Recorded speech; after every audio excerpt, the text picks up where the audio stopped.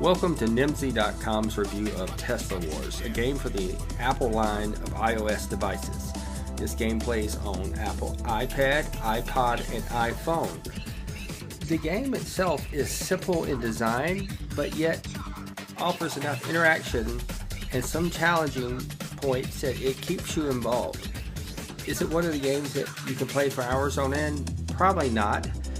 It will get mundane and the playability will get to you. But you can come back later, pick it up, and enjoy it just as much as you did the first time, due to some of the aspects of the game, and I'll show you that in a moment. This game's pretty cool in many ways. It has good sound, good video, tactile feedback, and it supports multiple profiles. So if you own an iPad or some other Apple device that you share around in your household, everybody can save their own progress and load in their profiles and keep going. So that's a neat thing. I wish more games would support that. Synaptic Wave is the creator of this game, and they create a lot of good applications. So let's jump in. We're going to go ahead and load the current profile. I went ahead and took this profile to level 4, and there's a reason for this, because after level 4, level 5, you start seeing different types of enemies, and I didn't want you to have to watch me play through 3 levels, well really 4 levels to get there. Right now, if you notice, I have money at the bottom. That's money I've earned by working up to this point on level 4, and that money allows you to buy upgrades for your tower. And I guess I need to get into this. Tesla Wars is kind of like a less man standing tower defense. Instead of having lots of towers you place on a map, like a regular tower defense game, and the enemies come at you, and you hope that you placed your towers correctly, it takes a different approach. Basically, it gives you one tower with 2 power grids going to that tower. Now, if you lose your 2 grids, you don't have any power. And Tesla, of course, is Nikola Tesla. He was big on energy. So this game's all about having an energy weapon. These are some of your upgrades. Your tower has health and energy. That's your 2 biggest things you need to worry about. As you defend yourself, you use energy. And when energy depletes all the way, you got to wait for it to recharge. So there's a few things I would recommend adding when you start playing this game. Let's go ahead and change the energy recharge level. I'm going to level up 1 time only, because at the end of a round, you'll see that it makes you pay for any missing health and any missing energy. Well, it doesn't make you pay, but you can pay. And normally you'll want to do that, especially with the health. But with some of these power-ups, you can recoup energy faster and health faster. And you'll notice you got some weaponry and all too you can add. One of my favorites is the reflection one, so I'm going to go ahead and buy that for 5,000. And now I'm officially broke, so let's go ahead and go back to the game. We're going to start the next level, which is round 4. This game is very satisfying in the fact that you're zapping little people, good sound effects, and as you zap them, the device itself gives you feedback, like vibrates, tactile feedback. It's very cool. So it's a lot funner to play it than watch somebody play it. I promise you that. And if you notice, I'm shooting double lightning sometimes. That is the reflection upgrade I just paid for. Normally, without that, you only shoot 1 bolt of lightning, and you won't be able to hit more than 1 target at a time. You notice right now, these are just runners, no weapons in their hands. But as you progress through the game, you'll have enemies come at you with different types of weapons. And we're going to play through this just long enough to show you one of those enemies in the next level.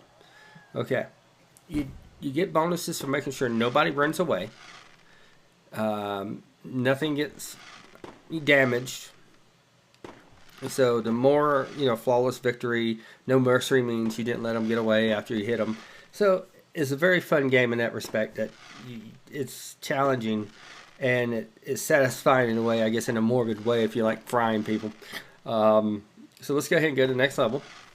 You notice it says I need to recoup my energy, and if I do so, it costs me $5.78. Well, I'm going to go ahead and do it this time. But I would recommend, if you do get this game, and it is free at the time of this recording, when you start playing it, one of your first power-ups should be restore the energy, because you're going to run out of energy usually more than health. And energy is going to be more useful too, because it keeps you from losing health, because you can fry more people. That don't exactly sound right, does it? Okay, so level 5. This is the level that we should start seeing a different type of enemy pop in. Now notice that guy's crawling.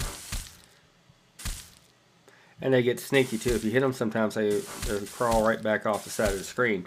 And hence you lose your special bonuses for letting them survive. Take no prisoners kind of approach, I guess, to this game.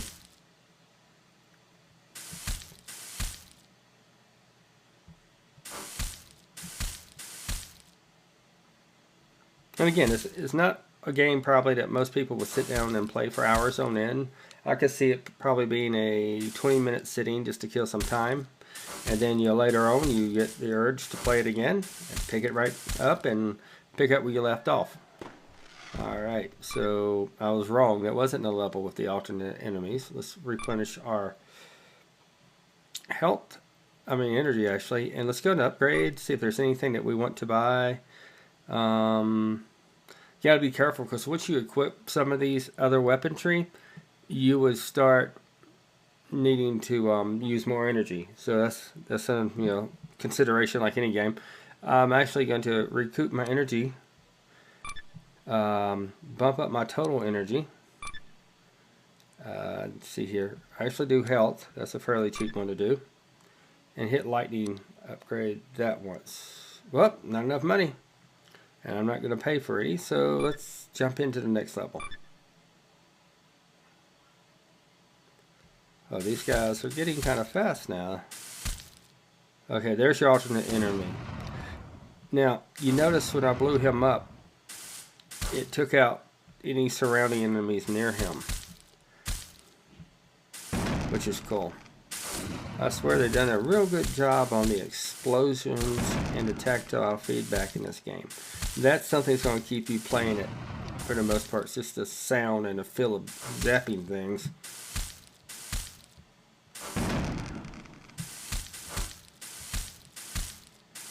The funny thing is, Nikola Tesla was against violence, so I don't know how he will feel about a game being based on his science, zapping people.